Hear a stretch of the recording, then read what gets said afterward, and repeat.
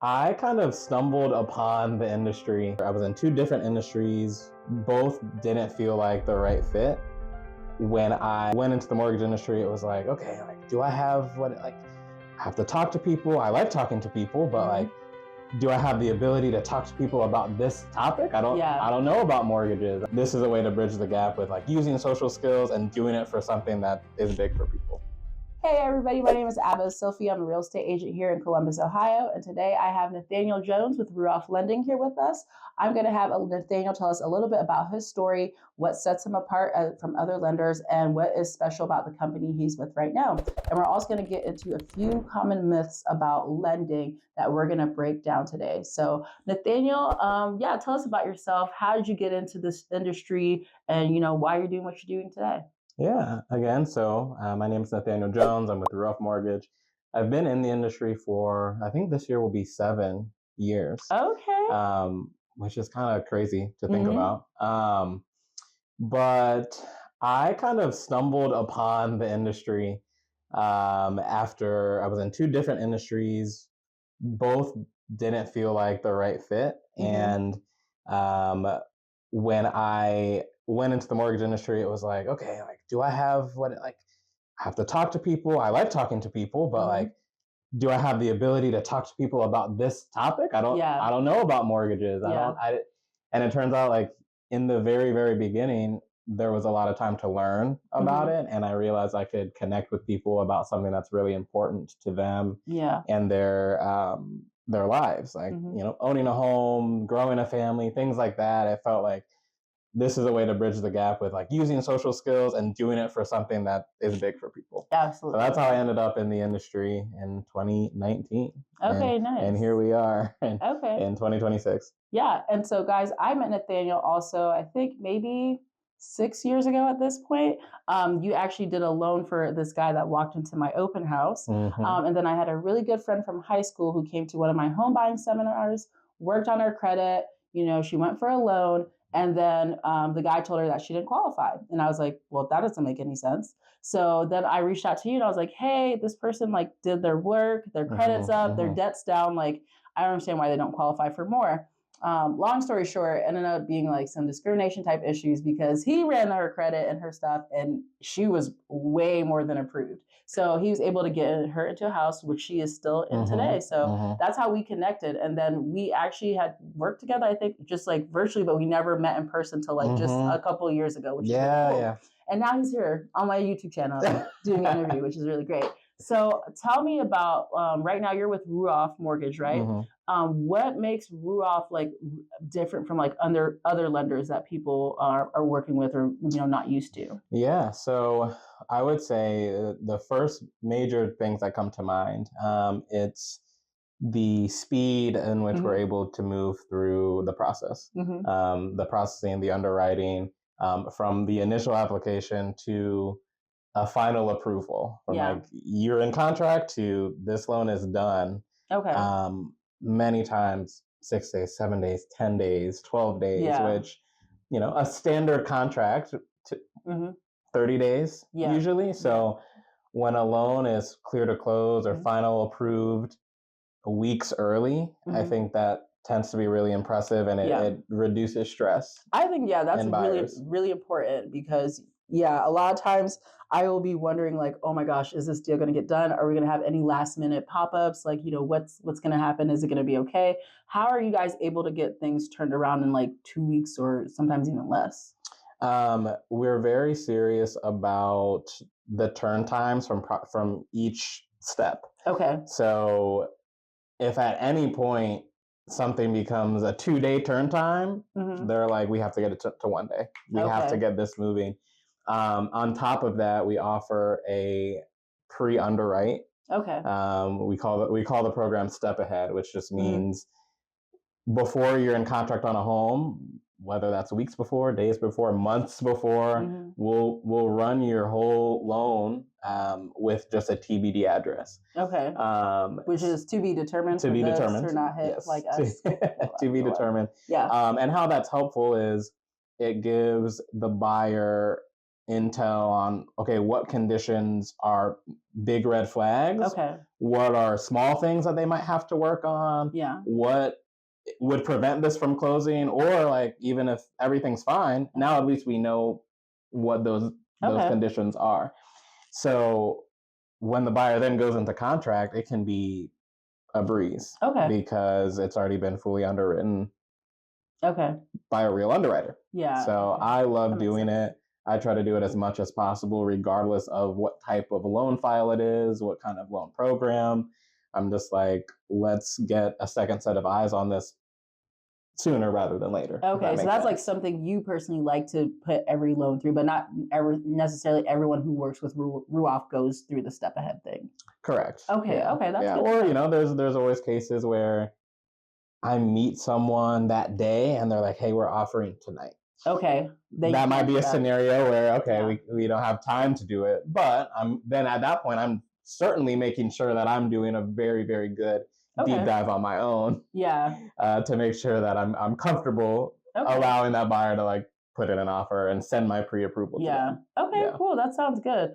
So one thing that a lot of people, talk to me about is like, hey, how's the market? Oh my gosh, these interest rates. Like, so what are your thoughts right now in terms of like interest rates and like, should that hang people up from like buying a home? Yeah, that's a huge question. I think that right now rates are lower than they have been in about 3-ish years. So we're, generally speaking, we're at a really good point. I definitely don't think that rates alone should be what stops someone, unless, of course, the numbers don't work for them. I think arbitrarily it shouldn't be, okay, I'm going to wait for this particular rate versus this one.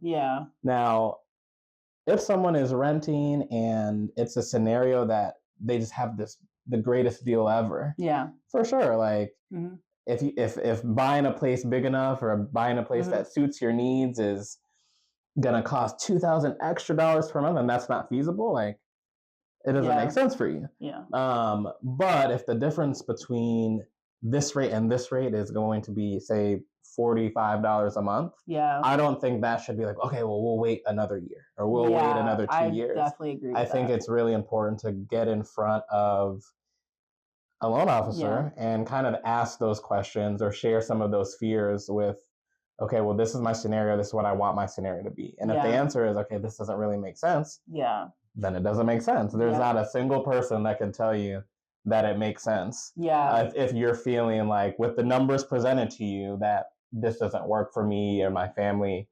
But a lot of times people are surprised when they then hear like, oh, okay, well, the difference between maybe this rate and this rate, or I didn't know that I could get into a house and have my payment still be below this number. I thought my head made it seem a lot larger than it is. And that's why I like having those detailed conversations with buyers. I think too, like what happens is a lot of people get in their own head and form their own opinions and are taking advice that's like from their parents or grandparents who bought a house. And it's like, the market is completely different. Completely different than what it was then. I think it never hurts to have a conversation because, guys, talking to a lender doesn't cost you anything. Have the conversation instead of like being in your head about, oh, this won't work or that won't work. There, like you said, there's so much that goes into it. There's many different components, which is why they have a whole team of people that go into this process to see if you can qualify for a mortgage. So you may be a lot closer to your home ownership dreams than you actually think. So I think it's really important that they just have the conversation with you. And like you said, get those real hard numbers and then see if it makes sense or not for them in their time of life.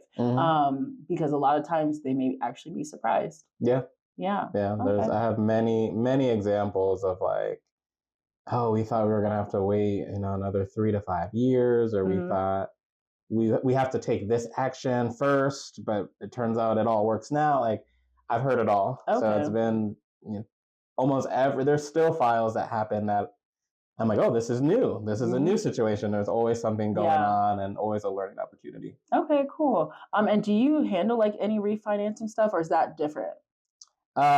Yes. So I do purchases and refinances.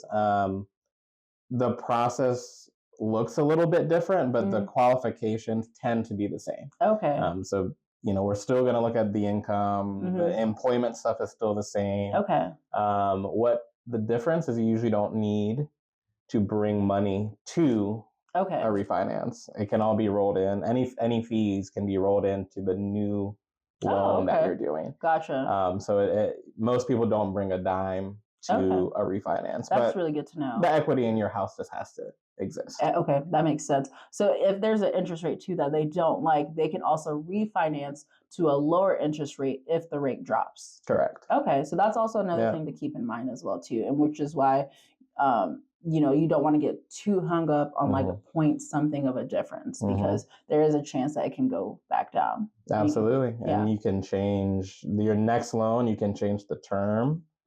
So say you had a 30-year mortgage to start, and the rate was 7.25%. And then now let's say you've been paying it for 5 years. And you're like, okay, well, I have 25 years left. Well, if I refinance to a 20-year at 5.5 or whatever, that's a huge drop. And not only are you like taking 5 years off the term, but like the rate is different. So your monthly payment could be about the same, but now you've cut many years off, or the payment could still be a little less. I've seen people choose to have a payment slightly higher, even go into a 20 or a 15-year, just dependent on... Just to have it paid off. Yeah, and that makes sense too, because it's an amortized schedule. So you're paying more over the longer that you are making payments on it. So like every little bit you can chip away actually helps. Correct. Yeah. And one can pay more than what their payment is, and then they can pay down the principal faster on a 30-year, but it's all a decision about where your scenario is, and it's hard to know that without kind of seeing it in front of you. And that's why I love showing people those numbers and reviewing with them. Okay, cool. And do you serve just Ohio, or is there other states that you do? Yeah, that's another good one. I personally have plenty. I have like 14. Okay, 14 states. So I won't name them all, but definitely like Ohio and the surrounding areas, Texas, Florida, North Carolina, tons of states. Okay. Just because I have some connections there, and I decided like, okay, well, if people are going to ask me questions in those areas, I might as well. I might as well add those and keep those licenses. And if you're in Chicago, he loves Chicago, and he does a lot of deals over there. So you guys, I do love Chicago. It's not a secret at this point. Yeah, hit him up if you guys are looking at stuff over there. That's really cool. So let's get into the myth busting part. Okay. So what's the number one myth that you hear as a lender when people are coming to you about trying to buy a house? I would say the number one is that you have to have a 20% down payment. Okay. That's, since the start of my career, that has always been like, don't you need 20%? Or like, we want a house with this much space. So like, it's been $80K, $100K. And I'm like, first time buyer, conventional loan, 3% minimum. Okay. FHA loan, 3.5% minimum. Yeah. USDA loan, VA loan, 0% down. Minimum. And there are programs that exist. Yeah, and that's not even including potential other like down payment assistance programs that add little grants or whatever. Like that's not even talking about those. That's just the basic loan requirements. So so they don't have to have 20%. Don't have to have 20%. It can be something as low as 3%. Okay. All right. Yeah. Cool. And what's the second myth that you hear a lot? Probably has to do with debt to income ratio, or I need to pay my student loans off. Okay, first. Student loans. Okay, yeah. I think we look at what is your monthly payment on a debt.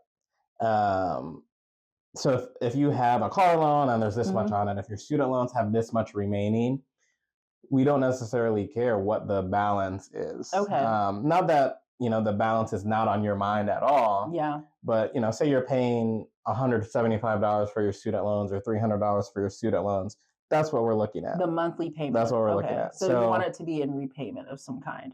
Or if it's not, what happens if it's not in repayment? If it's like deferred or if it's in forbearance, Typically, the scenario is we're either using 0.5% or 1% of the balance. Okay. Just depending on the loan program. Okay, gotcha. Cool. Yeah. But you would recommend that people get it into like a payment plan that can be, do you recommend that they try to get a payment plan or just? I think it's dependent. Okay. I think if it's currently and it's deferred for whatever reason and with that 0.5% or 1%, everything works fine. Like, cool. Like, I don't think, I mean, if you have the means to pay it and you want to pay it, like, sure. But if it's deferred or you're currently in school or it's in forbearance for a plethora of reasons, like, that's fine. No one's, we're not putting it on hold because somebody has deferred loans. That makes sense. Okay, cool. Okay, we got to give them a third one. So what's a third myth that you hear a lot as a lender? Like you feel like it just needs to be like shut down. Shut down completely. Yeah, completely. Oh, do they have to have like perfect credit or like really good credit?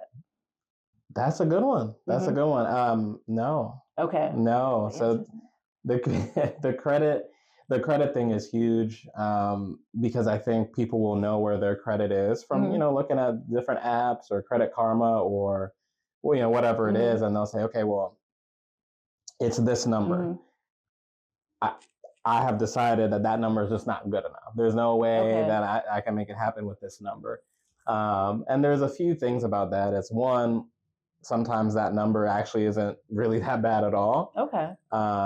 Sometimes the number it looks different on my end than it looks in some of these apps because we're not looking at the exact same numbers. And then there's that. I've had people say, "Whoa, I have a 600. Maybe I should wait." And then I look at it and it's higher. But I've also seen the contrary. So I've seen it all ways.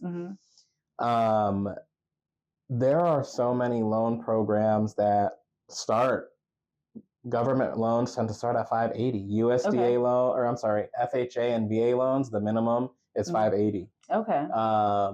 USDA loans, the minimum 620. Like there's a nuance with those. There's a lot of, this isn't just like, okay, 580, let's go. Like I'm buying tomorrow. There's a lot of like things. A lot that goes into it. Yeah. So like if your credit is lower, then you're probably going to have bring a little bit more money or have some other things working for you or.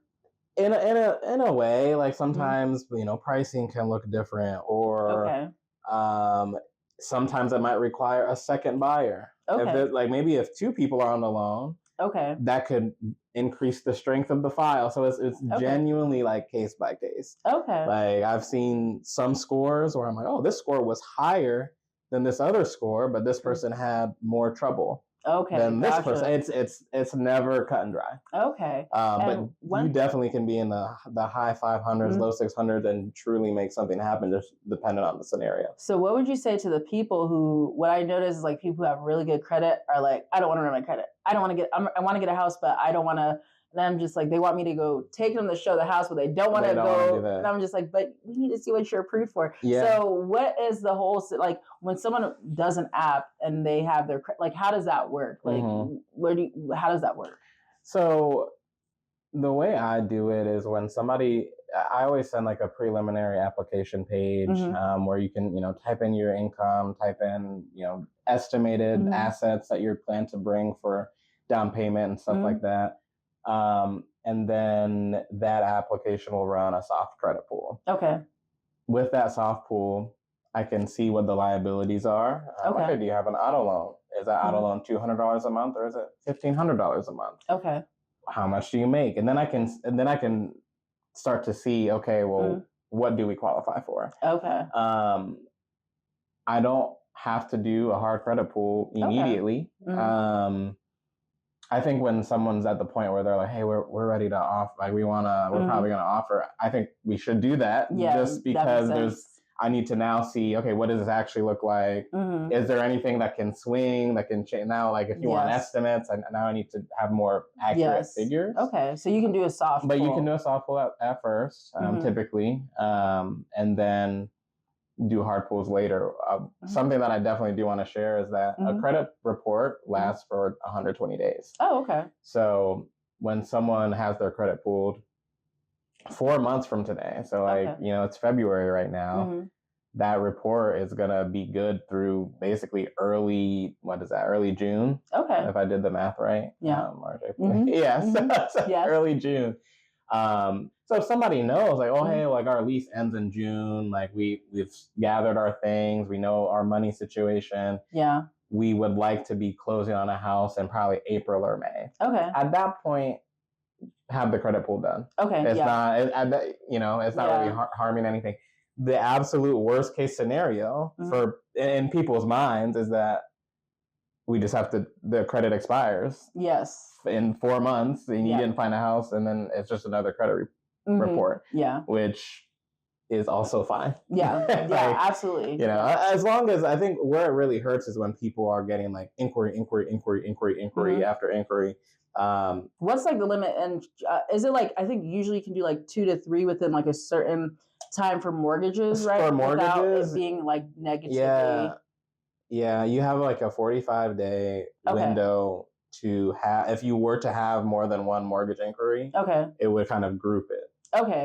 Yeah, because I always tell people, like, you want to at least compare like 2 or 3 lenders so that you can know like who's going to be a good fit for your situation and things like that. So I think that's important for people to know as well. Like, you don't have to go with the first person that you speak with. You can compare people and see what programs that they have, and are they going to be a good fit? Are they easy to contact with you? Are they going to be available? Do they actually work on the weekends when you're shopping and trying to put an offer in? Like, all of these things are very important to know when you're looking for a mortgage loan officer. Yeah.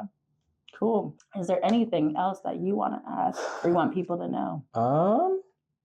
I feel like we did cover a lot of information, and I'm definitely happy to, dive into any of the specifics. It's just something that I love to do. Like, I like to do Zoom calls, I like to do phone calls, FaceTime, whatever it is. I'll be like, tell people where they can find you on your social media.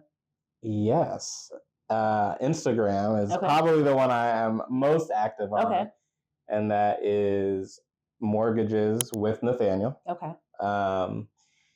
And I always will share what I'm doing just in my life, and like share some of the stuff that Ruoff is doing, just so people can stay in the know. And Instagram, and people can text or call me at any point.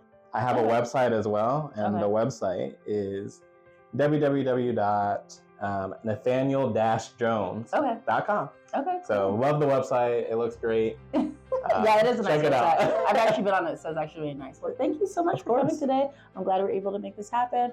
And you guys, we'll see you on the next one.